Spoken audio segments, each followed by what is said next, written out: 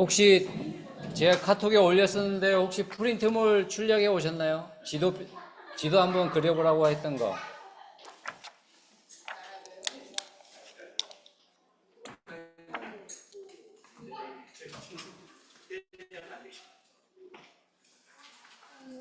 워크북에 있는 내용 좀 잘라서 제가 출력을 해가지고 너무 필요하신 분들.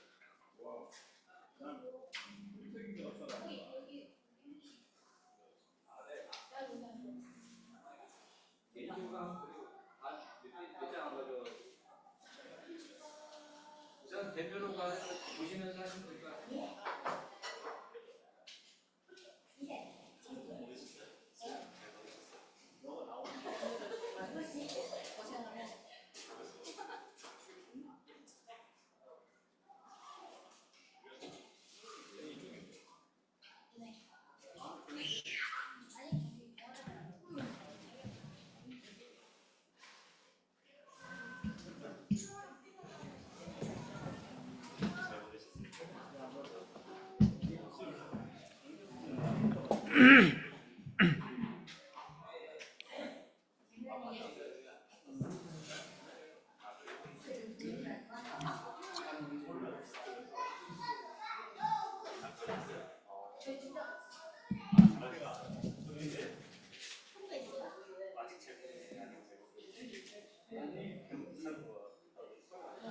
아직 안 들어오신 분들 빨리 자리에 앉아주세요.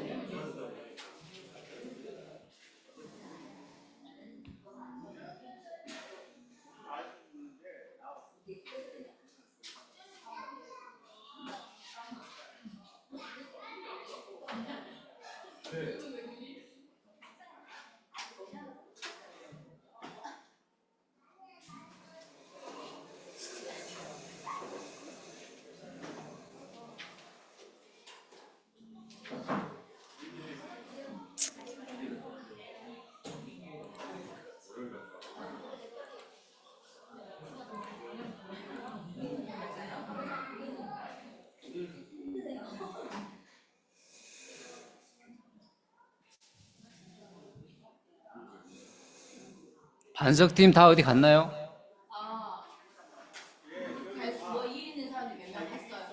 아, 다 갔어요? 그럼 진행하겠습니다.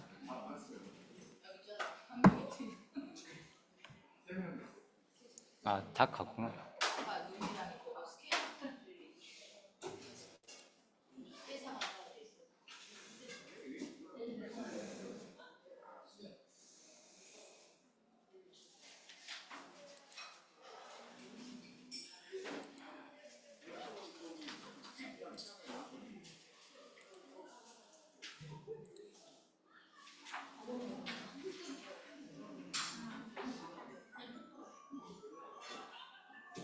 고개를 앞으로 정면 봐주세요.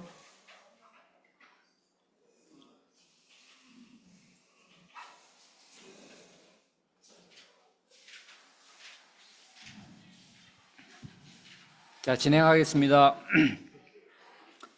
8과 제가 맡은 부분은 이제 제가 마지막 부분인데요. 같이 2회차에 걸쳐서 같이 강의를 좀 들으시면 좋겠습니다.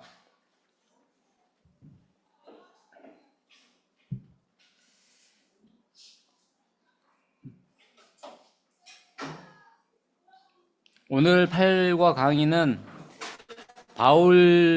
사도 바울 스데반 순교 이후에 순교 시점에 사도 바울이 등장을 하게 됩니다. 그래서 사도 바울 등장부터 1차 선교 여행 전까지 행적을 같이 공부하도록 하고요. 그 다음에 제가 광고에 말씀드렸던 것처럼 지도를 제가 보내드렸었는데 지도의 지역을 익히는 시간까지 오늘 함께 진행하도록 하고요. 다음 2회차에서는 바울의 선교 여행부터 본격적인 바울의 선교 여행을 강의하도록 하겠습니다. 자, 오늘 제가 기도하고 시작하겠습니다. 하나님께서 인도하심에 또 감사합니다. 이 땅에 구원해 주러 오신 예수님께서 우리의 죄를 대속해 주시고 부활하심으로 또 하나님의 자녀가 되는 은혜를 허락하신 하나님께 감사를 올려드립니다. 오순절 성령 강림을 통해서 베드로의 예루살렘 교회 설립과 또 스데반의 순교 이후 일어난 산파 사건에 대해서 저희들이 기억합니다. 이후에 또 그 산파 사건 중에 하나였던 바울의 회심과 또 바울의 1차 선교 여행 과정을 함께 배우고자 합니다. 부족한 저희지만 또 함께 또 배울 때 서로 나눌 때 귀한 은혜의 시간이 되기를 원합니다. 말씀을 나눌 때 또 지혜를 주시고 또 하나님께 영광 돌려드리는 이 시간이 되기를 원합니다. 감사하며 예수님 이름으로 기도하였습니다. 네.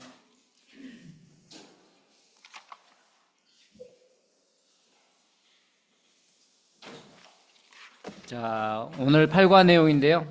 제목을 같이 한번 큰 소리로 한번 읽어보겠습니다. 시작. 대성처럼 나타난 바울, 해외 갈라디아 교회 개척. 예, 좋습니다. 오늘은 스데반 사건인데 스데반 사건에 바울이 등장하죠. 그래서 스데반 사건부터 예루살렘 종교회의까지 내용 중에 사도 바울이 1차 선교 여행을 가기 전까지 내용을 같이 공부한다고 제가 말씀을 드렸죠. 우선은 지난 7과 내용을 계략적으로 한번 기억을 한번 되돌려 볼게요. 우리가 1과에서 구약을 단숨에 확 깬 다음 신약에 붙여라라는 내용을 해서 우리가 중간시대까지 쭉 공부를 했었고요. 그때 처음 1과에서 강의할 때 이야기했던 내용 중에 하나가 그 난제 2가지가 있었다고 했었죠. 첫 번째 난제가 뭐였죠? 사복음서를 하나로 만들기. 그 난제는 지금까지 우리가 6과까지 해서 다 마무리됐고 7과부터는 이제 그 예수님의 부활 승천 이후부터 쭉 내용들이 나오는 내용이었는데 그게 사도행전의 대부분이 예수님의 부활 이후에 예수님의 생격이 사도행전에서 나오거든요. 그래서 두 번째 난제와 관련된 부분이 오늘 7과 그 다음에 오늘 8과 그 이후에 계속 나누게 될 텐데 그 난제 두 번째가 뭐였죠? 예, 사도행전과 서신서를 연결하는 겁니다. 오늘은 8과에서는 서신서 중에 한 가지가 바울의 1차 선교 여행과 관련돼서는 1차 선교 여행에서는 우리가 갈라디아 교회 개척이 나오죠. 그러면은 사도행전과 같이 함께 읽어야 될 부분이 갈라디아서라는 것을 좀 쉽게 유추를 해볼 수 있겠죠. 그러면 오늘 8과에서는 사도행전과 서신서 중에 하나인 갈라디아서를 같이 연결해 보겠구나라는 것을 생각해 보시면 좋을 것 같습니다.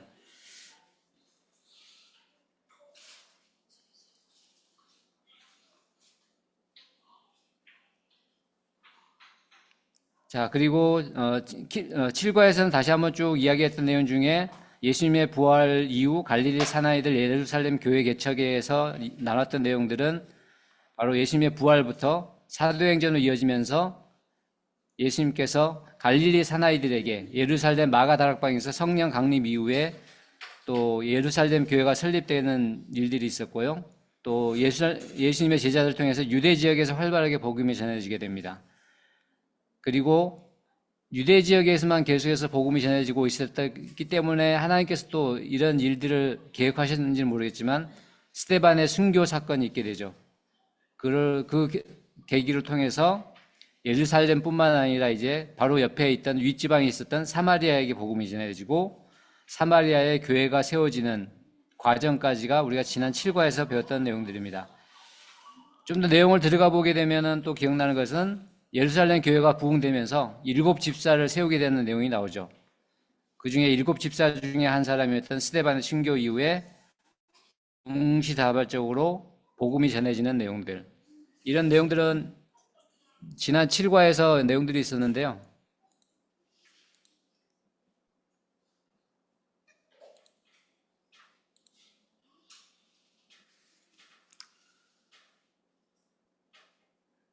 이 도표가 아마 기억이 나실 건데,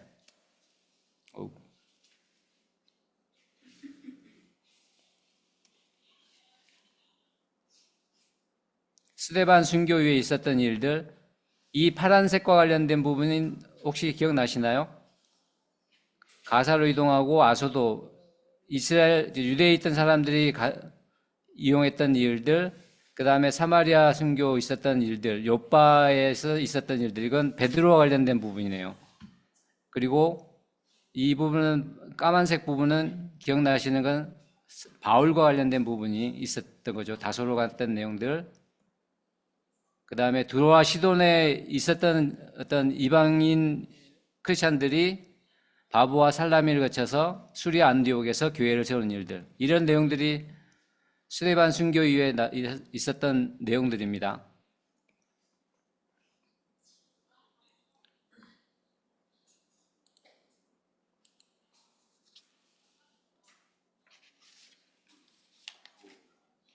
잠시만요. 이게 여기서 보이네. 잠시만요. 마우스가 잘.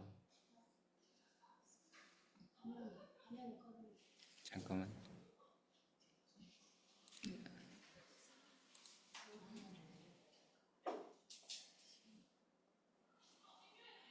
위치를.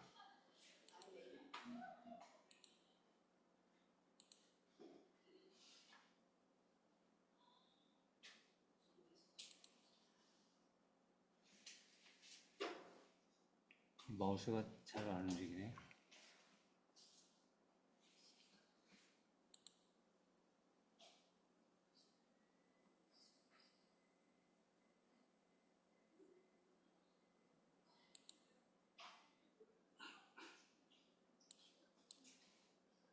이상하네.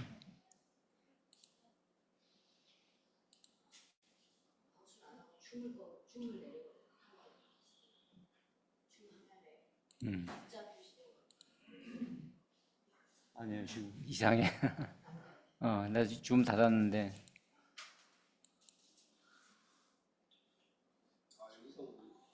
거기서, 그 화면에, 거기서 그랬네.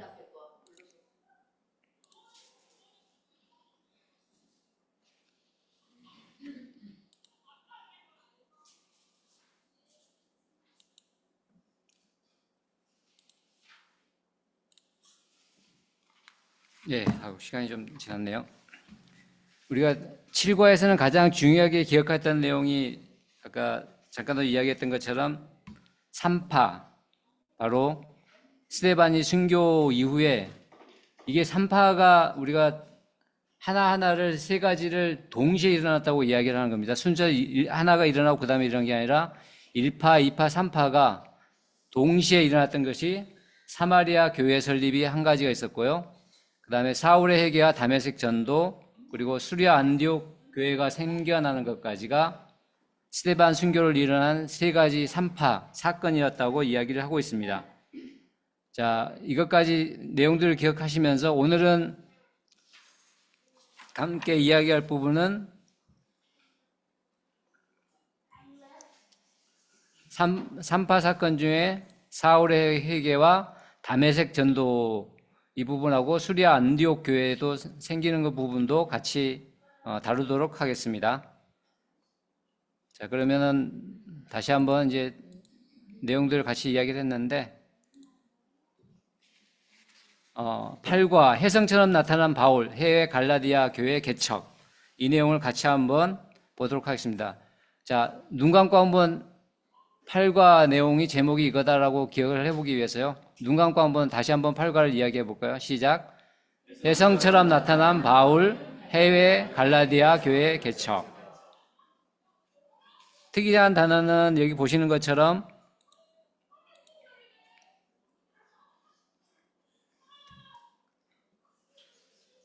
혜성이라는 단어가 있고요.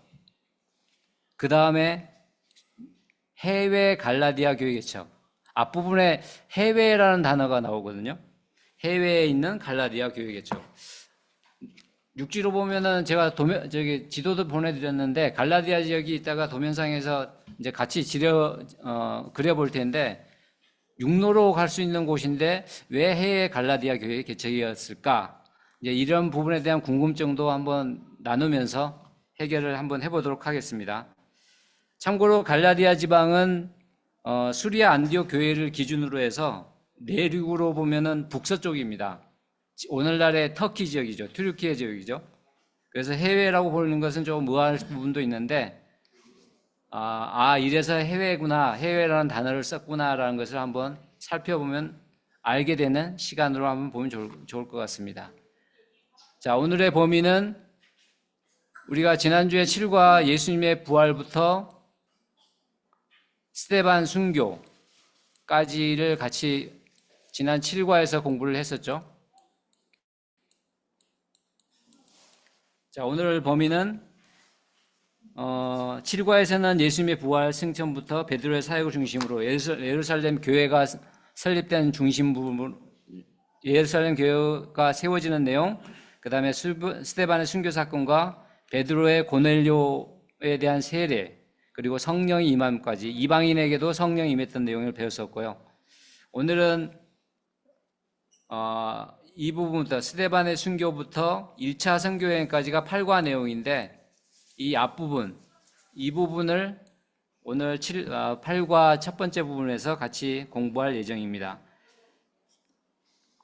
자, 그러면 워크북을 한번 펴볼까요? 워크북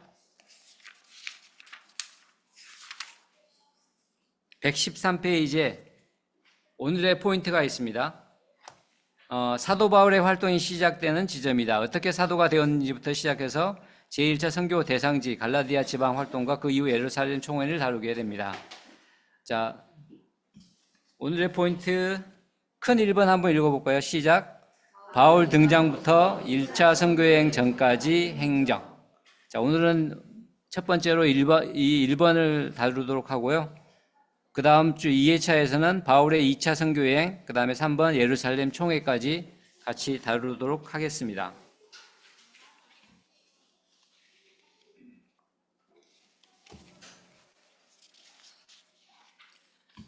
참고로 이 바울의 1차 선교 여행 지역이 아시아 쪽이거든요.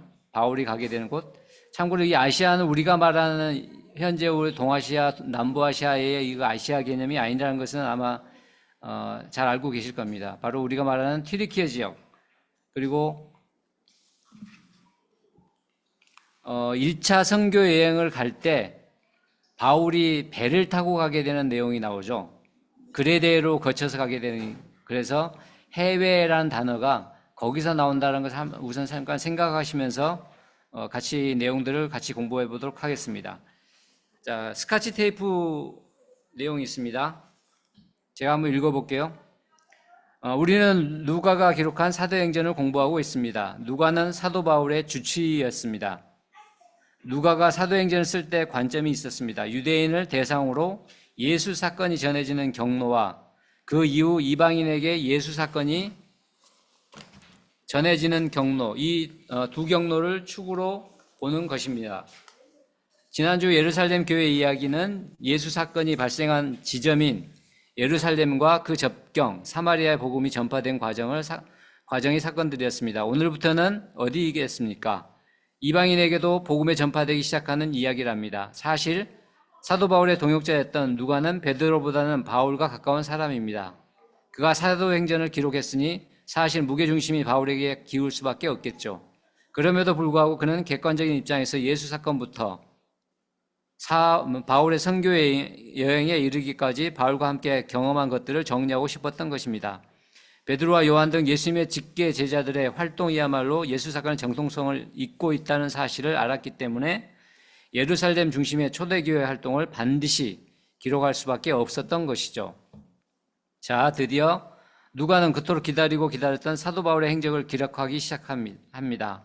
그런데 아무 데서나 사도 바울을 등장시킬 수는 없겠죠. 그가 등장한 정확한 시점이 있는 겁니다. 거기가 어딘 줄 아십니까? 바로 스데반 사건입니다. 그래서 우리는 스데반의 순교 장면으로 되돌아가야 한답니다. 얼른 가봅시다. 성경에 처음 등장하는 사도 바울이 어떤 얼굴을 하고 있는지 살펴볼까요? 자, 이 스카치 테이프에서는 스카치 테이프라는 단어가 지난과에 대한 내용하고 이번 주에 배울 내용을 연결해 준다고 했었죠. 그래서 첫 번째 패러그래프에서는 스데반의 순교 이후 두 경로를 축으로 보여줬다는 내용이 첫 부분에 나오는데 이 부분은 1파와 3파의 부분입니다. 스데반 순교 이후에 일어났던 1파와 3파 사건, 예루살렘 사마리아 교회, 그 다음에 수리아 안디옥 교회가 세워지는 것들, 그리고 2파 그 중간에 있던 가운데 있었던 부분, 2파 내용은 바로 두 번째 패러그래프에 있었던 사도 바울. 네, 내용들을 보시는 것처럼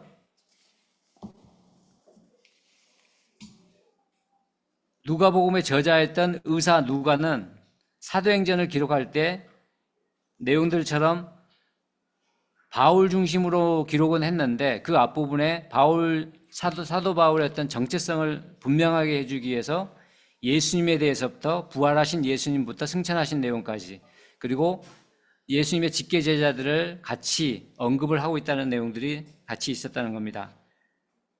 그래서 7과에서는 예루살렘 교회의 이야기, 예수님이 활동하셨던 예루살렘에 있는 유대 지역과 사마리아 지역에서의 복음이 전파된 과정을 다뤘고요. 그리고 8과에서는 이제 이방 지역에 복음이 전파되기 시작하는 이야기를 다루게 된다는 겁니다.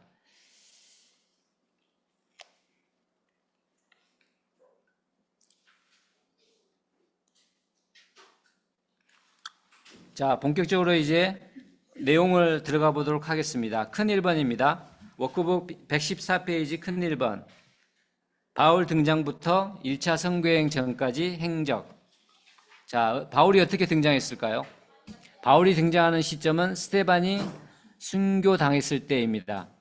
7과 후반부에서 스데반 순교 이후에 동시다발적으로 몇 가지 중요한 사건이 일어났다고 우리가 공부를 했었고 그 내용을 아까 도표에서 이야기를 했었죠. 1파였던 빌립이 사마리아 교회를 개척하는 것들, 그 다음에 베드로와 요한이 사마리아 교회를 개척한 내용들을 듣고 나서 예루살렘에서 베드로와 요한을 파송하게 되는 겁니다. 바로 이를 통해서 사마리아 순회 전도에 있었고요. 루타 요빠 지역에서 했던 이적들이 있었죠. 그리고 가이사랴에서 고넬료 백부장을 만나서 복음을 전하고 이방인에게도 성령이 임했던 그 역사가 있었습니다. 그리고 2파는 오늘 배울 8과 바로 사울이 다메섹에서 예수님을 믿는 자들을 체포하기 위해 가는 과정 중에 예수님을 만나서 회개하고 실제 다메섹에서는 체포가 아니라 예수님을 증거하게 되는 그리고 그로 인해서 눈이라는 이 유대주의자들의 경계가 시작되고 이때부터 잡으려 하죠. 그랬을 때 아라비아로 피하게 되는 과정들이 나오게 됩니다. 자, 스데반 순교 후에 일어나게 된 이 세 가지 사건들 순차적으로 이루어지는 것이 아니라 동시다발적으로 일어났다는 것을 좀 기억하면 좋겠고요. 자, 첫 번째 반가로 1번입니다. 수리아 안디옥 교회에 스카우트 되기 전까지의 과정. 바로 수리아 안디옥 교회에 스카우트 되기 전까지의 과정이라고 수리아 안디옥은 이방 최초 교회죠.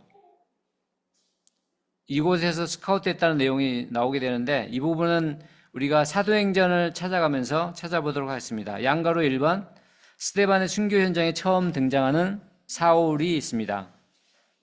자, 바울이 아니라 사울이죠. 여기서는 사울이라는 인물이 제일 먼저 등장하는 곳이 바로 사도행전 6장입니다. 우리 사도행전 6장 9절을 한번 찾아서 읽어볼게요. 고영훈 관사님 한번 읽어주시겠어요? 사도행을 즉 구레네, 알렉산드리아인, 길리기아와 아시아에서 온 사람들이 회당에서 어떤 자들이 일어나 스데반과 더불어 논쟁할세. 예, 여기서 보게 되면은 스데반이 해외에서 온 사람들이 모인 회당에서 논쟁한다라고 되어 있죠.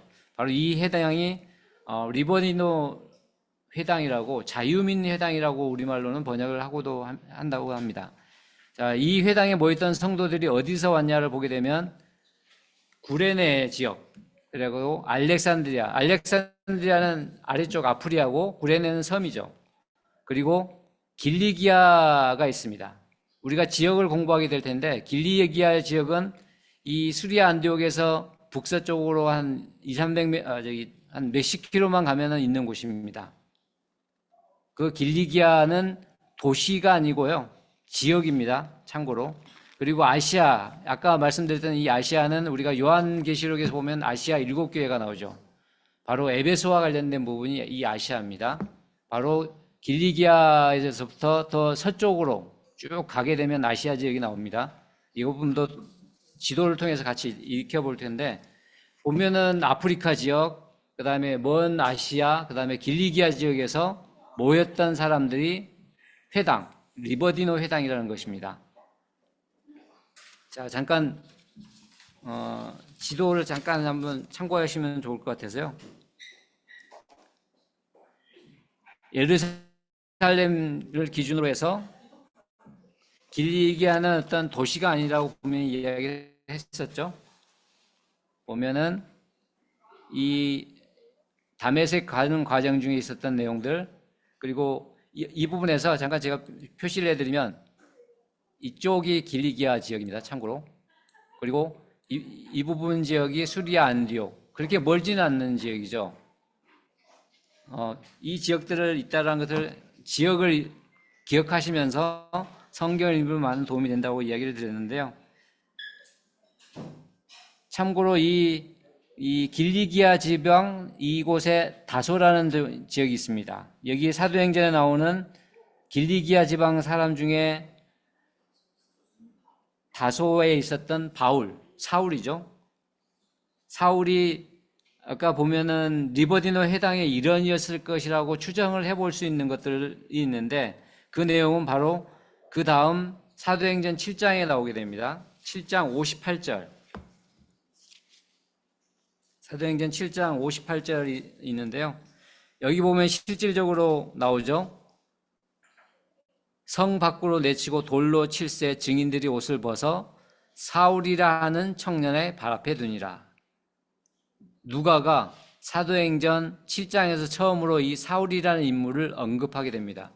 그 사울이라는 인물이 스데반의 순교 현장에 청년으로 와 있다는 거죠. 당시에 옷을 벗어서 다른 사람의 발 앞에 두었다는 것은 사울이 스데반을 죽이는 일에 주동자 중에 한 사람이었을지 않을까라고 추정을 해볼 수 있다고 생각되는 겁니다. 그 다음에 7장 이후에 다음 8장에서도 볼까요? 사울이 어떤 활동을 했는지. 8장 3절입니다. 사울이 교회를 잔멸할세 각 집에 들어가 남녀를 끌어다가 옥에 넘기니라. 실제 다메섹뿐만 아니라 이곳에서 와서 교회에 있는 사람들을 잔멸하고 실제 집에까지 쫓아 들어가서 교회 사람들 남녀를 끌어다가 옥에 넘기는 활동까지를 사울이 했다는 겁니다. 단순한 동조자 아니면 참여자가 아니라 예수님을 믿는 사람들을 핍박하고 체포하는 주동자 그룹의 일원이지 않을까 생각해 볼 수 있는 내용들인 거죠. 자, 그렇다면 이러한 정반대의 핍박자 위치에 있었던 사람이 어떻게 해서 예수님을 증거하는 인물이 되는지, 그런 극적인 변화를 이루어갔는지를 찾아보는 것이 두 번째겠죠. 양가로 2번입니다. 다메섹 도상에서 예수님을 만남이라고 되어 있습니다. 이 부분은 사도행전 9장에 나와 있는 내용이죠. 예수님을 죽이고 사도들을 괴롭혔던 대제사장 바리새인 사두개인들이 살기 어린 눈들, 우리는 이 눈들을 경험해 봤었죠. 이 사울이라는 청년도 마찬가지로 스데반을 죽이는 현장에 있었던 이들과 함께 살기 어린 눈을 가진 인물이었을 거라고 추정해 볼 수 있을 겁니다. 이후에 사울이 전도자로 살아갈 때는 사울이 가는 곳에는 이러한 눈눈들에 의해서 역으로 이제 사울이 핍박을 받게 되는 거죠. 이 부분들은 사도행전 곳곳에 그리고 서신서에 나오게 됩니다. 사울이 예수님을 만나서 어떻게 변화되는지 좀 궁금하게 되죠. 이 부분은 다메섹으로 가는 도상에서 예수님을 만나게 된다는 이 내용이죠. 이 화면에 나온 것처럼 예루살렘에서 다메섹 어느 가는 과정 그 중간 부분, 요단 동편 지역, 갈릴리 동편 지역 어느 한 지점에서 이제 사울이 예수님을 만나게 되는 겁니다. 바리새파 사람들의 눈눈들, 우리가 사복음서를 볼 때마다 예수님을 따랐던 이 눈눈들, 이 눈의 실체 중에 한 사람이 바로 사울이라고 하는 청년이었다는 겁니다. 유대주의자 중에 한 사람이었던 사울이라는 이 청년, 이 대표적인 눈눈들에 해당하는 인물입니다. 자, 사도행전 9장 1절을 한번 읽어볼게요.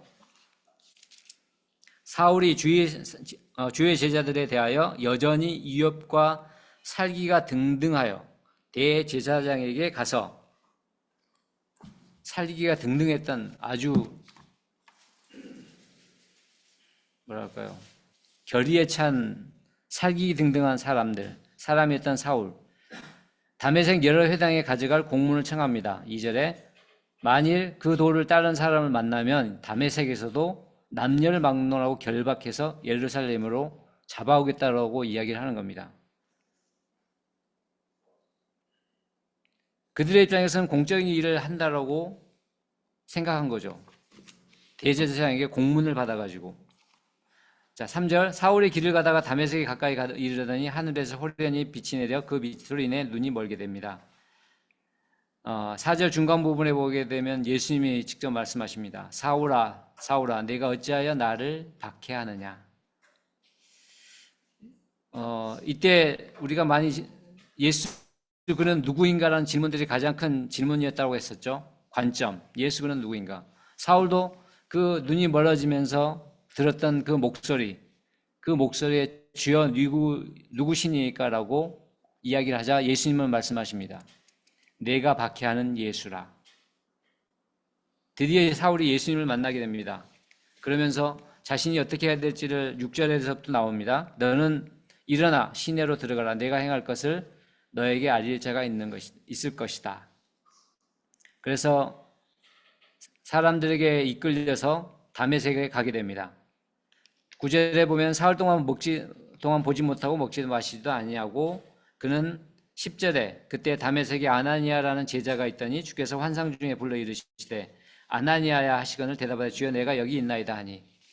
예, 고넬료에게는 베드로에게 예수님이 하나님 직접 다가가셔서 그에게 고넬료에게 다가갈 것을 이야기하시고 이곳에서는 다메섹에서는 아나니아에게 직접 말씀하십니다. 11, 12절 주께서 이르시되 직가라는 거리로 가서 유다의 집에서 다소 사람 사울이라는 사람을 찾으라. 예, 여기서 다소 사람이 나오네요. 다소라는 지역, 아까 길리기아 지방에 있던 다소라는 도시, 다소 사람 사울을 만나라고 이야기를 하십니다. 그가 기도하는 중이라. 먹지도 않고 계속 자신이 어떤 길을 가야 될지 기도하는 그 순간에 있었던 사울을 만나라고 이야기하십니다. 그래서 아나니아는 두려워하죠. 사울하면 이미 예루살렘에서 그 기세등등했던 사람, 그리고 다메섹에 오는 이유를 다 공문으로 썼기 때문에 다 알고 있었던 거죠. 예루살렘에서 주의 성도들에게 적지 않은 해를 끼쳤다 하는 그 인물입니다. 그리고 이곳에서도 이곳 다메섹에서 주의 이름을 부르는 모든 사람을 결박할 권한을 대제사장들에게 받았다고 합니다. 근데 어떻게 그 사람에게 가야 되는가요? 물어보는 거죠. 그때 예수님은 이야기하십니다. 15, 16절에 주께서 이야기합니다. 이 사람은 내 이름을 이방인과 임금들과 이스라엘 자손들에게 전하기 위해 택한 나의 그릇이다라고 이야기를 합니다. 그리고 그가 내 이름을 위해서 고난을 받아야 할 것을 분명하게 말씀하십니다. 바울의 분명한 부르신 목적이 이곳에도 나오게 되는 거죠. 이방인과 임금들 모두 이스라엘 자손에게 전하기 위한, 해외에 있는 이방 이스라엘 자손들에게도 회당을 다 찾아가게 된 이유가 이 내용이지도 않을까 생각됩니다. 바울이 선교여행을 가게 되면 가장 먼저 갔던 곳은 회당이었거든요. 그래서 아나니아는 순종해서 사울을 만나게 됩니다. 그래서 17절부터 19절까지 보게 되면 아나니아가 사울을 만나서 예수께서 너로 다시 보게 하고 성령으로 충만하게 하신다 라고 이야기를 합니다. 그래서 사울의 눈에 비늘 같은 것이 벗겨지면서 보게 되고 아나니아가 그에게 세례를 베푸는 거죠. 드디어 예수를 믿는 이를 핍박했던 사울이 이방 선교의 사명을 감당하기 위해 부르심을 받게 됩니다. 그러자 그는 즉시 바뀌게 됩니다. 20절에 즉시로 각 회당에서, 여기서도 회당이네요, 예수가 하나님의 아들이심을 전파합니다. 사울은 회심한 직후부터 다메섹의 여러 회당에 들어가서 예수님이 하나님의 아들 그리스도 주라고 증거합니다. 그랬을 때 이미 아나니아에게도 알려졌던 사울의 목적, 다메섹에 와서 예수 믿는 사람을 핍박하게 잡아가기였던 그가 다메섹에 있는 사람들에게 예수님을 전하게 되는 이 황당한 180도 변화되는 이 사건, 그러면서 사람들은 당황하게 되는 겁니다. 그러면서 반대편에 있었던 이 눈들이 오히려 이제 사울을 핍박하게 되는 거죠. 그래서 그게 23절, 25절에 되면은 여러 날이 지나며 다메섹에서 꽤 오랜 기간 동안 말씀을 전했기 때문에 유대인들이 사울 죽이기를 공모하게 됩니다. 이 계교가 사울에게 알려지게 되고 그래서 사울을 밤에 광주리에 담아서 성벽에서 달아서 내려서 그곳에서 다메섹을 피하게 하게 되게 됩니다. 그리고 나서 이어지는 것이 바로 양가로 3번이죠. 그 이후 아라비아로 이동해서 3년을 체류함. 근데 아라비아 지역은 보시는 것처럼 이쪽은 현재 국가 이름으로는 요르단입니다. 요르단의 흔히 페트라라고 이야기를 하게 되는데요. 이곳에서 3년을 체류하게 됩니다. 자, 이 내용은 드디어 사도행전을 보다가 갈라디아서로 넘어가게 된다고 이야기를 하게 되죠. 자, 이 내용이 이제 갈라디아서에 있다고 양가로 3번 옆에 보게 되면 갈라디아서로 연결해진다고 나와 있는데요. 자, 이곳에서 3년을 체류한다라고 되어 있거든요. 특별히 사도행전에는 달아서 내린다라고 이야기하고 나서 끝났거든요. 그러면 달아서 내려가지고 어디로 갔을까를 사도행전만 쭉 보게 되면 내용을 잘 이해하기가 좀 어렵다는 부분이죠.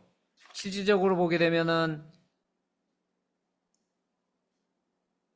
25절까지 달아내리고 나서 26절은 사울이 예루살렘에 가서 제자를 사귀고자 하니 29장 25절하고 26절에 많은 갭이 있다는 겁니다. 그 갭은 어디서 찾아볼 것인지를 이제 우리가 갈라디아서를 통해서 찾아보게 되는데 누가가 기록한 이 사도행전은 분명히 없거든요. 그래서 이 부분을 가로를 쳐놓고 성경책에다가 갈라디아서 1장 17절, 18절을 내용을 여기다 표시를 해놓으면 이 내용이 중간 부분에 이런 게 있구나라고 이해를 하시면서 연결해서 성경을 읽을 때 도움이 될 것 같습니다. 자, 갈라디아서 1장을 한번 찾아볼게요. 1장 17절로 19절인데 우리 김태현 간사님이 한번 읽어주시겠어요? 그리스도께서 나를 보내심은 세례를 베풀게 하려 아니, 갈라디아서 1장 17절, 17절. 갈라디아서.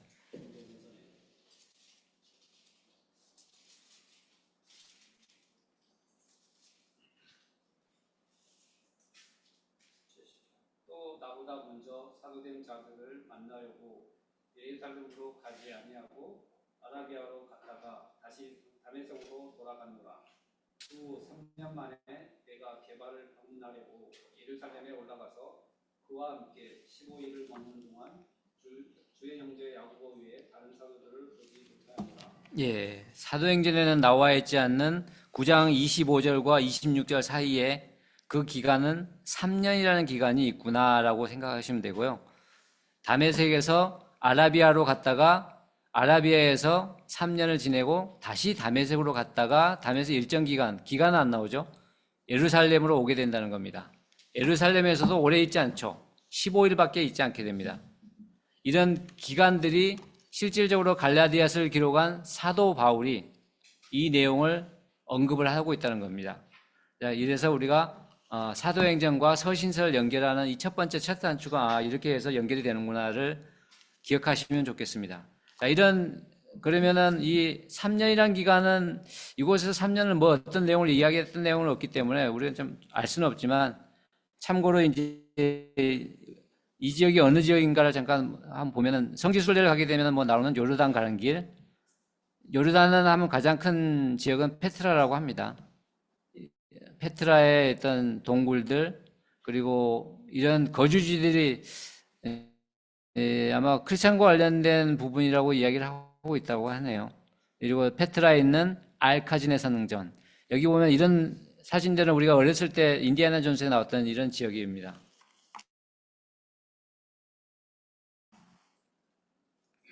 페트라는 시내산 우측의 사해 중간 사이에 있는 지역, 인디아나 존스 영화 배경으로도 유명한 지역이죠. 자, 다시 이제 갈라디아서를 쭉 내용을 봤는데요. 다시 사도행전으로 넘어가 보겠습니다. 아까 9장 25절과 26절이 사이에 있다는 내용이죠. 중간 부분을 아까 잠깐 이야기를 했었는데요. 다메섹을 떠난 후 바로 예루살렘으로 간 것이 아니라 아라비아로 가서 바울이 아라비아 갔다는 내용을 3년을 지내고 갈라디아서에서는 그 3년을 지내고 나서 갈라디아서에서 예루살렘에 가지 않고 다메섹으로 다시 갔다가 예루살렘에 왔다는 내용을 아까 이야기를 했었고요. 자, 잠깐 아까 갈라디아서는 이따 또 다시 한번 찾아볼 거니까 그쪽에서 펜을 하나 꽂아 놓으시고 사도행전으로 다시 넘어와서요. 아까 제가 체크했던 것처럼 사도행전 9장 25절과 26절 사이에는 갈라디아서가 있다는 내용을 표시를 해놓으면 좋을 것 같습니다. 그 내용은 아라비아에서 3년의 시간이 흘렀다라고 써놓으면 나중에 성경을 읽을 때 되겠죠. 자, 그리고 나서 이제 다음으로 넘어가게 됩니다. 양가로 4번입니다. 3년 후 예루살렘으로 들어가 15일 동안 머물러 있음. 이게 15일이라는 단어가 뭐 그대로 기록되어 있죠. 그것은 갈라디아서 내용하고 그 다음에 사도행전 9장에 보게 되면 이제 26절부터 그런 내용이 나오죠. 다메섹을 거쳐서 예루살렘에 가서 제자들을 사귀고 싶어 하지만 제자들은 사울 만나기를 두려워합니다. 3년이라는 시간이 지났는데도 제자들은 사울이 얼마나 그 주도공자 역할을 했는지를 3년이 지났어도 기억을 하고 있었던 겁니다. 그가 예수님의 제자가 됨을 믿지 않았고 그를 꺼려했다는 거죠. 예루살렘 사람들도 다 아는 이 사울이 정말로 예수님을 믿는 건지는 3년이 지났음에도 예루살렘에 있는 리더들조차 사울을 온전히 받아들이지 못하고 있었던 상황이라는 거죠. 그때 이제 우리의 바나바가 등장하게 됩니다. 27절이죠. 바나바가 데리고 사도들에게 가서 그가 길에서 어떻게 주를 보았는지와 주께서 그에게 말씀하신 일과 다메섹에서 그가 어떻게 예수의 이름으로 담대히 말하는지를 전하니라. 그리고 28절부터 29절까지 이제 제자들과 함께 예루살렘에 출입하면서 예수의 이름으로 담대히 헬라파 유대인들뿐만 아니라 그들과 변론을 하게 되죠. 그러자 또 그곳에 있는 헬라파 유대인들이 예수님을 죽이려고 합니다. 바로 다메섹에서뿐만 아니라 예루살렘에 있는 눈들이 사울을 죽이려고 한다는 거죠. 이랬을 때 30절에 보게 되면 이제 형제들이 이를 알고 사울을 가이사랴를 거쳐 다소로 보내게 됩니다. 다소는 아까 길리기아 지방 기억나시죠? 자, 그 내용이 아까 이곳에서 봤던 것처럼 다메섹에 왔다가 아라비아에서 다메섹을 다시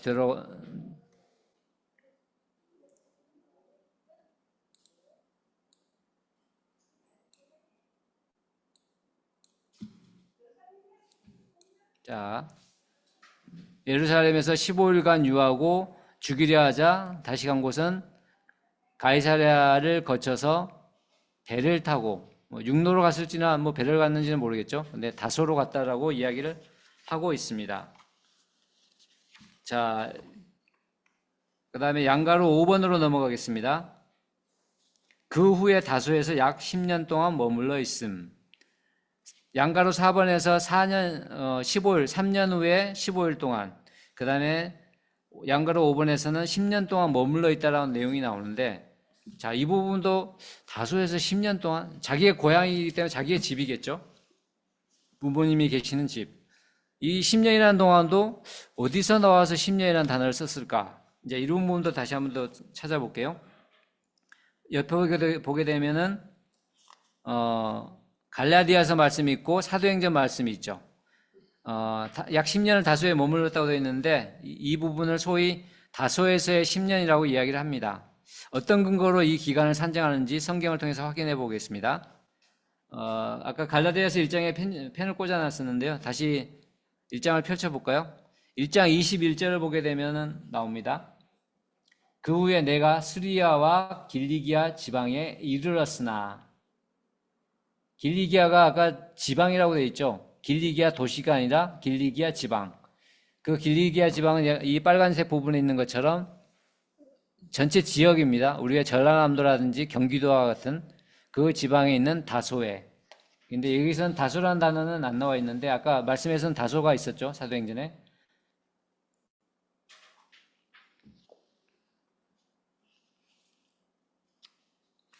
자,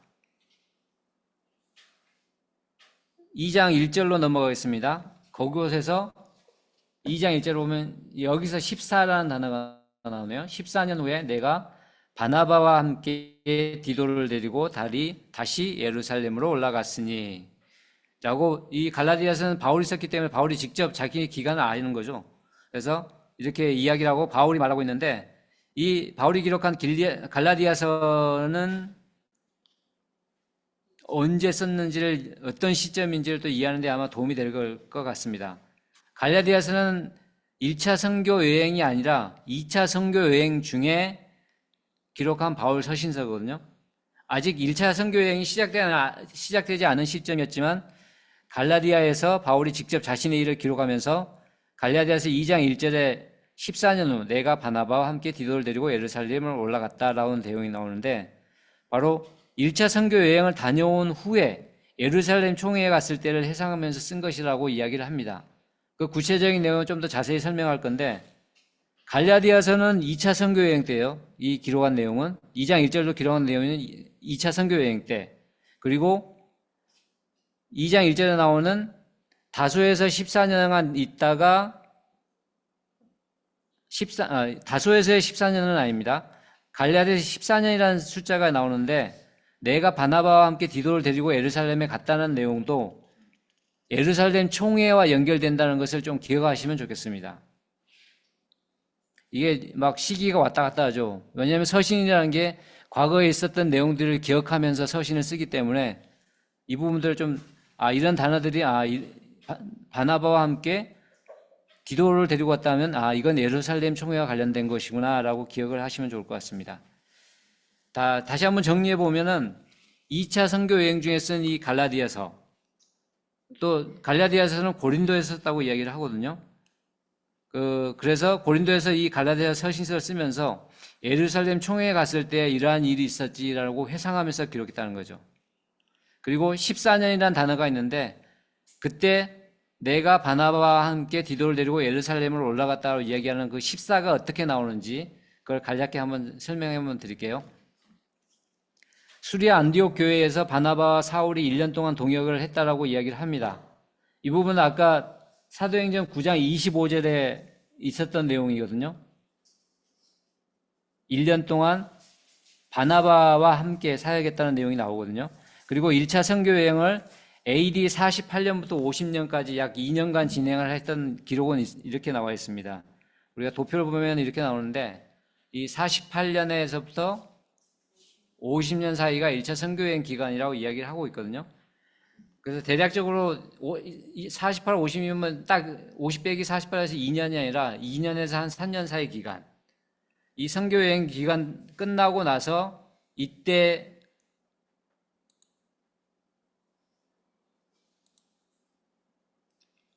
예루살렘 총회가 있습니다. 총회. 왜 총회가 있었는지에 대해서는 이따 또 찾아볼 건데요.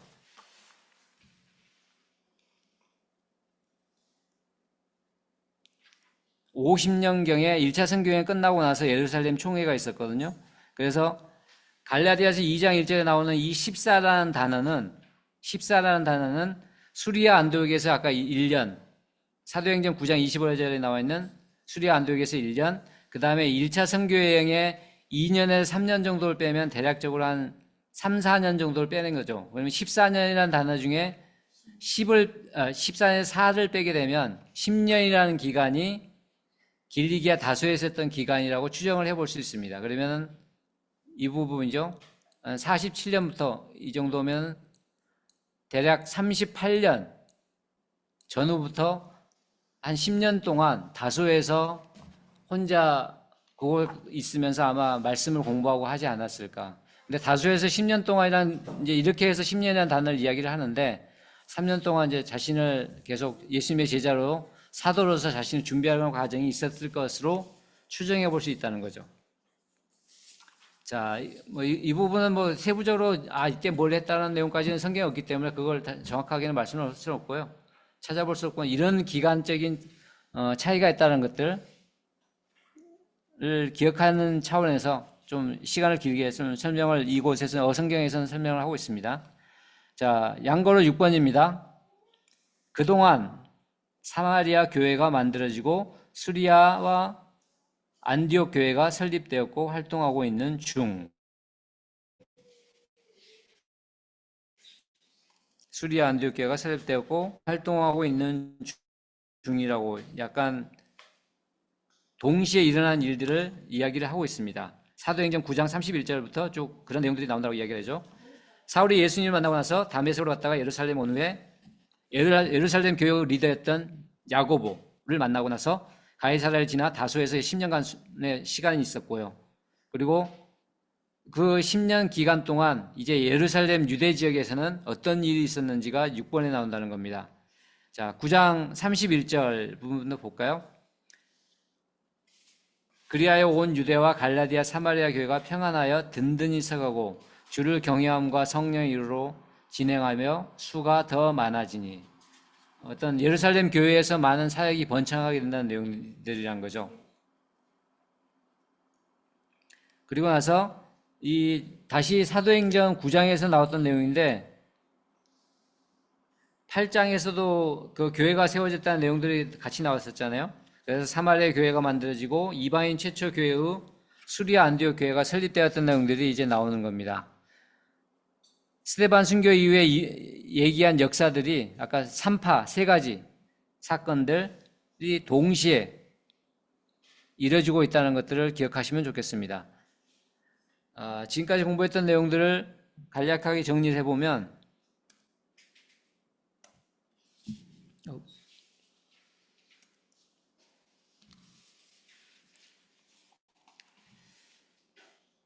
사울이 예수님을 믿는 사람들을 직접 잡아오기 위해서 했던 다메섹으로 가기 위한 그 과정 중에 예수님을 만나고 나서 다메섹에 증거하다가 유대인들에게 핍박을 피해서 아라비아로 간 내용들, 그리고 아라비아에서 3년이라는 기간이 있었다는 내용이 있었죠. 그리고 다시 다메섹으로 되돌아왔다가 예루살렘으로 와서 이곳에서는 오래 있지 않습니다. 15일간 있으면서 주의 제자들 일부를 만나고 그리고 나서 그를 죽이려고 하니까 가이사를 거쳐서 다소까지 갔던 내용들. 여기까지가 이제 1차 선교 여행을 떠나기 전에 사울의 활동들이었다는 것을 기억하시면 좋겠고요. 자, 워크북 115페이지 아래쪽에 있는 다 함께 읽어봅시다. 한번 읽어볼게요. 짧은 내용이니까요. 서원주 자매님께서 한번 읽어주시겠습니까? 스데반의 선교 이후 전 이방향의 선교 활동 속에서 사도 바울의 출연을 가져가 있죠. 자, 다시 한번 영화 보듯이 스데반의 선교 이후 되어가는 장초 지점을 펼쳐봅시다. 사울이 회심하고 아라비아를 거쳐서 다소에 가 있는 동안 빌립이 계획한 사마리아 지역을 돌보기 위해서 순회 중이던 베드로는 고넬료 사건까지 온 겁니다. 빌립이 사마리아 쪽으로 전도하고 있는 중에 한편 수리아 쪽으로 흩어진 사람들은 안디옥 교회를 개척하고 있는 중이라 이 말입니다. 자, 우리 이번에는 사울이 목표하게 되는 수리아 안디옥 교회를 개척한 사람들 쪽으로 가볼까요? 예, 좋습니다. 여기 보면은 한편 우리가 3파가 동시에 일어났다고 되어 있는데 115페이지에 있는 여기 다음 계획 한 개 읽어봅시다. 세 번째 줄에 다소에 가 있는 동안, 아라비아를 거쳐 다소에 가 있는 동안, 여기도 한편이라는 단어가 있으면 써놓으시면 좋겠네요. 한편. 이 사역이 스데반 순교 위에 동시다발적으로 일어났다는 것들을 좀 기억하시면 좋겠습니다.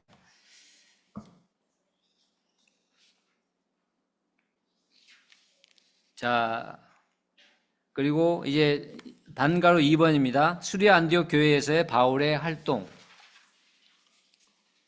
양가로 1번 수리아 안디옥 교회가 생겨남이 나와 있습니다. 이 부분은 사도행전 11장에 나와 있는 내용입니다. 사도행전 11장을 한번 펴볼까요?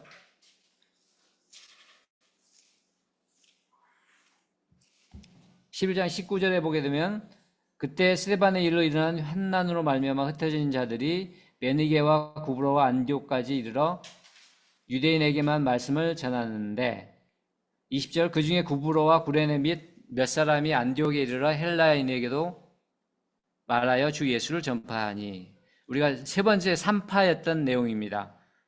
수리아 안디옥 교회가 생겨나면 이방 교회죠. 스데반 순교 이후에 예루살렘 내에서 예루살렘을 믿는 자들에 대한 핍박이 있었고 이를 피해서 베니게, 구브로, 안디옥에 이르렀고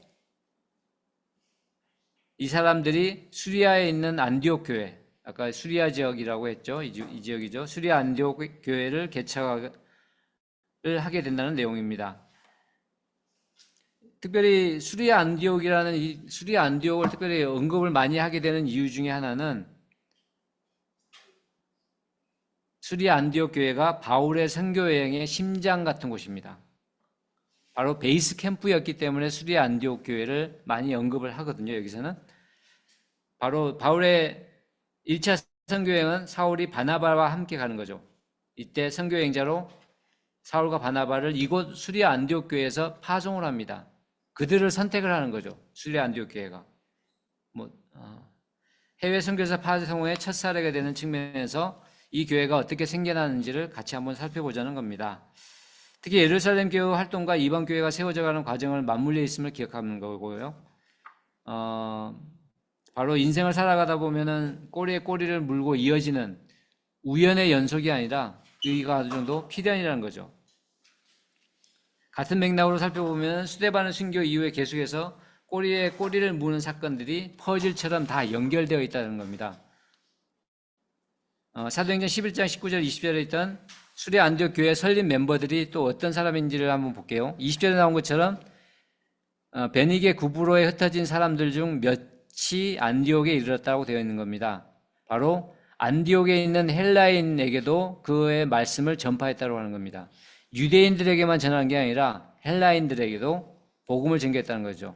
그래서 전도 대상이 유대인뿐만 아니라 이방인, 특히 헬라인에게도 많이 전했다는 것을 기억하시면 좋겠네요. 우리가 복음을 전할 때 선입견이 이 사람에게는 복음을 전하면 안 받아들일 거야라는 선입견들이 있는데 그게 아니라 열린 마인드로 누구에게나 복음을 전할 대상이라는 것들을 생각하시면 좋겠네요. 자, 사도행전 21절입니다. 11장 21절. 주의 손이 그들과 함께 하시며 수많은 사람들이 믿고 주께 돌아오더라. 주의 손이 그들과 함께 하셨다. 바로 이방인 선교를 하나님께서 정말 기다리고 도와주고 계신다는 겁니다. 예수님의 죽으심과 부활하신 사건을 경험한 사람들이 너로 인하여 모든 민족이 복을 얻게 될 것이라는 이 내용, 그다음에 땅끝까지 이르는 내 복음의 증인이 되겠다는 내용이 이곳에서도 일어난다고 수리아 안디옥에서 일어났다고 보시면 되겠죠. 자, 양가로 2번입니다. 다른 지역에 교회가 생기면 예루살렘 모 교회가 뜬다. 7과에서 우리가 8장 14절에 보게 되면 예루살렘에 있는 사도들이 사마리아도 하나님의 말씀을 받는 다음을 듣고 베드로와 요한을 보냈다는 내용이 있었는데요. 마찬가지로 같은 맥락에서 시리아 안디옥에도 교회가 생겼다는 소식을 듣게 되면 사도행전 11장 22절인 것처럼 예루살렘 교회가 이 소식을 듣고 누구누구를 보냅니다. 자, 여기서 누구를 보냈죠? 바나바를 보냅니다. 바로 수리아 안디옥 교회 바나바를 보내서 그곳에서 말씀을 전파하는 것들. 우리가 각 교회들도 해외 선교지에 보면 교회를 설립하고 그 교회를 설립하고 나면은 가서 그 사역을 도와주는 부분들이 많이 있죠. 마찬가지로 예루살렘 교회에서는 계속 7장에서 나왔처럼 베드로를 직접 보냈던 것처럼 이곳에는 수리아 안디옥에는 바나바를 보냈던 사람입니다. 그리고 바나바 같은 경우는 23절에 보게 되면 하나님의 은혜를 보고 기뻐하여 모든 사람의 굳건한 마음으로 주와 함께 몸을 일시라 권하고, 그리고 바나바는 착한 사람이요 성령과 믿음이 충만한 사람이라. 그리고 이에 큰 무리가 죽게 더하여 지니라. 수리아 안디옥 교회가 더욱더 더 굳건하게 세워지게 되는 과정이 있다는 겁니다. 자, 이러면서 바나바는 예전에 예루살렘에 10년 전에 만났던 다소를 아마 사울을 기억했던 것 같습니다. 양가로 3번이죠. 바나바가 다소에 있는 사울을 데려와 함께 안디옥 교회를 목회를 한다는 내용이 나옵니다. 바나바가 다소에 가서 사울을 데려와서 수리아 안디옥 교회에 사역을 했다라고 기록되는 내용입니다. 사도행전 9장 27절에 있었던 아마 그 인연이 10년이 지난 시점에서도 그 인연을 기억하고 있었던 것 같아요. 9장 27절에 보면 나오죠.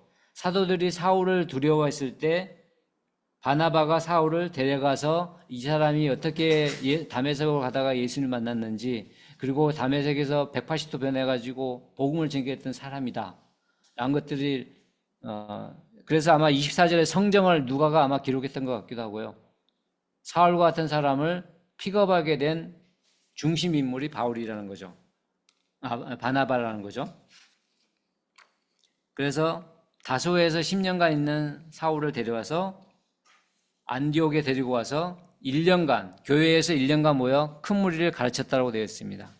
그러면서 비로소 안디옥에서 그리스도인이라 일컬음을 받게 되었더라.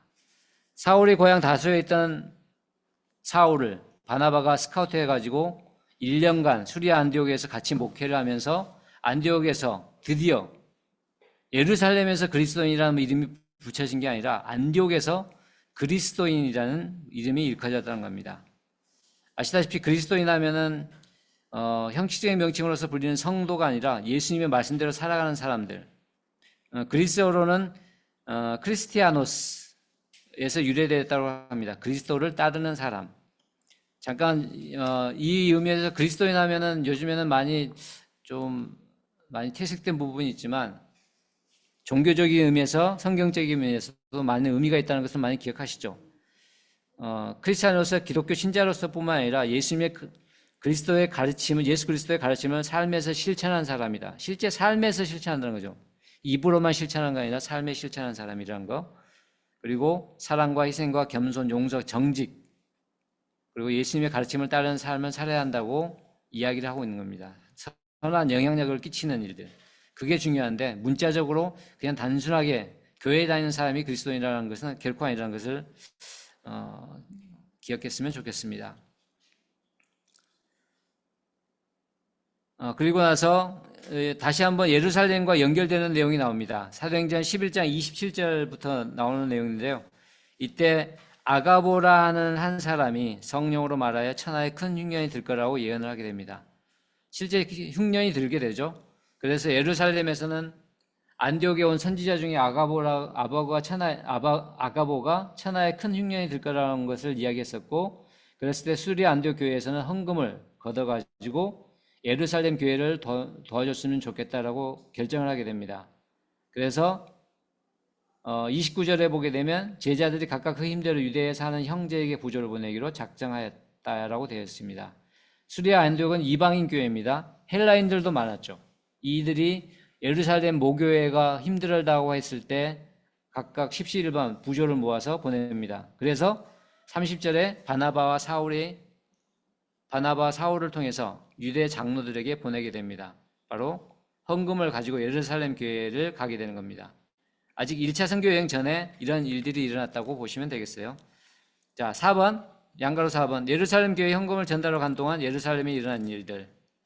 자, 이 부분은 어떤 일들이 또 그 과정 중에 있었는지 잠깐 살펴볼게요. 시간이 다 돼가는데요. 한 5분 정도만 더 진행하도록 하겠습니다.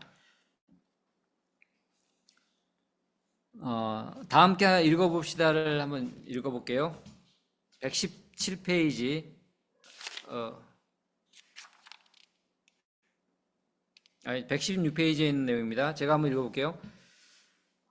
바나바와 사울이 수리 안디옥 교회의 목회자로 있으면서 헌금을 거뒀습니다. 그리고는 그 선물을 들고 예루살렘을 향해 가고 있네요. 우리도 같이 가봅시다. 지도가 머리에 떠올라야 합니다. 사도행전은 말 그대로 기행문이랍니다. 그래서 여행 경로가 훤히 보여야 합니다. 자, 이제부터는 예루살렘에 서 있는 겁니다. 예수 믿는 일은 공부하는 일이다 하자. 예, 좋습니다. 이곳에서 어떤 일들이 있었는지 하이픈으로 두 가지가 있습니다. 바로 야고보의 순교와 베드로의 투역, 두 번째 헤롯 아그리파 1세의 사망.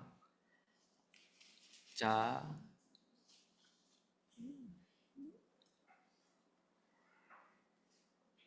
여기 보면 교회가 세워져 있네요. 수리 안디옥과 예루살렘 교회. 두 교회가 최초에 이제 예루살렘이 최초고 사마리아에도 작은 교회들도 있겠죠. 우선 사도행전 12장에 보게 되면은 어떤 일이 일어났는지 12장 1절입니다. 1절에 3절을 보게 되면 헤롯 왕이 손을 들어 교회 중에서 몇 사람을 헤아려 한다라고 했습니다. 아시다시피 이때 기억할 이 헤롯은 이제는 분봉왕이 아닙니다. 그 시대에 예수님 시대에 있었던 것은 분봉왕 세 왕이 있었죠. 근데 현재 여기서 말하는 헤롯은 그 분봉왕이 아니고 통일하게 됩니다. 바로 헤롯 아그리파 1세입니다. 잠깐 이거 볼게요.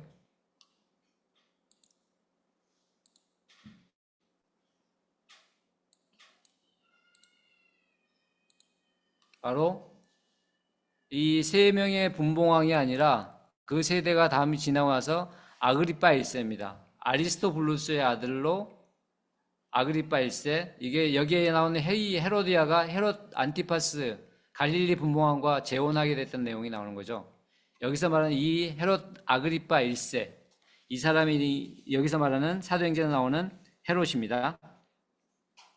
자, 이 헤롯이 야고보를 칼로 죽이게 됩니다. 그리고 유대인들이 이 일을 기뻐하는 것을 보고 베드로도 잡으려 할세 무교절 기간이라. 이때 바로 최초의 순교자 야고보가 나오게 되는 겁니다. 예수님의 제자 중에 야고보, 헤롯 왕이 죽였다고 하는 겁니다. 세례 요한의 집회 장소에서 예수님을 처음 만났던 야고보입니다.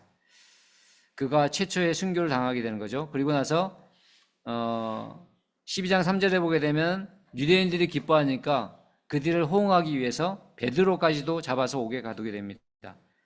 12장 4절부터 19절까지 내용은 베드로가 옥에 갇혔을 때 사람들이 함께, 성도들이 함께 기도하게 되는 사건, 내용들이, 간절히 기도하는 내용들이 나오게 되는 거죠.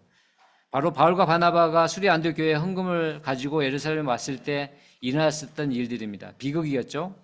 야고보의 죽음과 베드로가 옥에 갇히는 일들. 이 내용들이 나오게 되고요. 두 번째 사건은, 두 번째 하이프는 보게 되면 그 헤롯 아그리빠가 오래 가지는 못합니다. 그가 사망하게 됩니다. 그 사망한 내용들은 간략히 살펴보면 그가 두로 시도는 사람들에게 노예하였다고 했는데, 아시다시피 두로와 시도는 두로 같은 경우는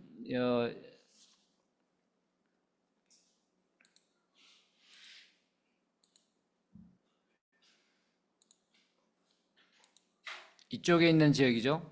두로와 시돈 지역. 바로 배경을 간략하게 보면은 헤롯 아그리파 1세가 두로와 시돈 사람들을 미워했다고 되어 있어요. 그래서 왜냐하면 그 두로 시돈은 예루살렘 성전을 지었을 때 다윗이 성전을 지었을 때 목재를 가져왔던 곳이잖아요. 대신 헤롯은 이곳에 곡물을 재배해서 그쪽에 교역을 했던 곳인데, 헤롯 아그리빠하고 두로 시돈 사람들이 약간은 좀 그 갈등이 있었나 봅니다. 그래서 공급을 끊게 되었었고, 이때 두로 시돈에서는 이제 곡물이 부족하니까 헤롯에게 이제 화친을 하려고 마음을 풀어야 되기 때문에 그 왕의 침소를 맡은 자 12장 20절을 보게 되면은 블라스도라는 사람이 있어요. 그래서 이 블라스도를 통해서 헤롯과 화목에 친하고 화목해지기를 청하게 되고, 그래서 조약 체결하는 날에 이제 이 사람은 하나님이라고까지 이야기되는 백성의 소리가 아니라 신의 소리라고 헤롯 아그리파 1세를 지켜 세우죠. 이 모임에서. 그랬을 때 이가 하나님께 영광을 돌리지 않게 되자 주의 사자가 쳐서 벌레를 먹여 죽게 됩니다. 이게 실제적으로 요세푸스의 기록에도 그가 병에 걸려서 5일 동안 있다가 충에 먹혀 그가 죽었다는 내용이 나온다고 합니다. 그게 사도행전 12장 23절 후반부에 보게 되면 두 번째 줄에 보게 되면 주의 사자가 친히 벌레에게 먹혀 죽었다라는 내용이 나오는데요. 참고로 이 시점에 헤롯은 베드로를 옥에 가두는 상태라고 했었죠. 베드로에게 옥에 갇혔을 때 주의 사자가 옥중에서 베드로의 옆구리를 쳐서 깨웠다는 내용이 12장 7절에 나오게 되거든요. 바로 치라는 단어가 있는데 하나님을 거역했던 헤롯 아그리빠에 대해서는 그를 쳐서 죽게 되는 과정이 나오고, 베드로 같은 경우는 감옥에 갇혀 있는 잠을 자고 있는 베드로를 쳐서서 주의 사자가 옆구리를 쳤다고 했죠. 그래서 깨워서 그를 구해내는 과정들이 나오게 됩니다. 자, 이 내용들까지가 예루살렘 현금을 전달할 때 있었던 과정들이었고요. 마지막으로 양가로 5번입니다. 바나바와 바울이 헌금을 전달을 마치고 마가 요한을 데리고 다시 안디옥으로 돌아옴. 자, 여기서 이제 다시 한번 새로운 인물이 들어가겠네요. 마가 요한. 바로 사도행전 12장 25절에 보게 되면 바울과 바나바와 사울이 부조하는 일을 마치고 마가라는 요한을 데리고 예루살렘에서 돌아왔다고 되어 있죠. 수리아 안디옥으로 왔다는 말입니다. 바로 마가 요한은 바나바의 생질, 조카죠. 1차 선교회를 함께하는 인물이었기 때문에 누가가 이 인물에 대한 언급을 12장 25절에 했던 것으로 보시면 될 것 같습니다. 자, 오늘은 지도 공부까지 하려고 했는데 오늘은 지도 공부는 다음 주에 하도록 할게요. 제가 출력물도 아직 다 안 가져오셨으니까요. 자, 다 함께 읽어봅시다를 우리 누구냐? 황정석 간사님이 한번 읽어주시겠어요? 헌금을 전달하러 예루살렘에 가 있는 동안 묵직한 사건들이 일어났네요. 하나는 오른쪽에, 하나는 왼쪽에 하던 세베대의 아들 야고보가 이렇게 일찍이 순교를 했네요. 순교의 피는 죽지 않습니다. 사람들은 대부분 병들어 죽거나 사고로 죽는 수동적인 죽음을 맞이하는데 야고보는 주를 위해 적극적으로 목숨을 내어놓는 순교를 합니다. 당시 많은 그리스도인 형제들에게 감동과 자극을 주었을 겁니다. 분당 S교회 케이스를 보십시오. 그 이후에 얼마나 더 힘있게 순교를 하고 있는지. 자, 야고보를 죽였던 헤롯 아그리빠도 충에 먹혀 죽습니다. 묘한 대조를 이루는 두 죽음을 경험하고 사울과 바나바는 예루살렘을 떠납니다. 그런데 한 사람이 더 동행하네요. 바나바의 조카 마가 요한입니다. 마가가 수리아 안디옥으로 가고 있어요. 이 세 사람 눈여겨봅시다. 왜냐고요? 바나바, 사울, 마가 요한. 이 세 사람이 곧 1차 전도여행을 함께하는 멤버이기 때문이랍니다. 예, 좋습니다. 자, 1차 선교여행 큰 이번부터는 다음 주는 따로 없고요. 그 다음 주입니다. 2주 후에 2회차 강의를 하도록 하겠습니다. 제가 기도하고 마치겠습니다. 하나님 감사합니다. 스데반의 순교 이후에 일어났던 이 세 가지 사건을 기억하게 됩니다. 사마리아에서 교회가 세워지게 되고, 또 수리아 안디옥에 최초의 이방 교회가 세워지게 되고, 또 사도 바울이 다메섹 가는 과정 중에 예수님을 만나게 되고, 즉시 그 핍박했던 사울이 예수님을 증거하는 자로서 변화된 과정들을 함께 공부했습니다. 이후에 이제 사울을 중심으로 1차 선교여행과 1, 2차 선교여행을 하게 되는 그 과정들을 다음 회차에 함께 공부하기를 원합니다. 오늘 이번 주부터 또 말씀을 읽을 때 이 역사 흐름들, 그 가운데 하나님이 친히 역사하시는 그 하나님을 보게 되기를 원합니다. 또 사도행전과 서신서를 또 연결해서 보게 되면서 성경을 더욱더 신약 성경을 더욱더 구체적으로 알게 되고, 그 흐름들을 통해서 제 믿음의 삶을 살아가는데 또 이 믿음의 선진들을 더욱더 배우게 되는 이후 시간들이 될 수 있도록 하나님 함께 해주셔서 오늘 함께 하신 주님께 감사합니다. 감사드리며 예수 이름으로 기도하였습니다. 아멘.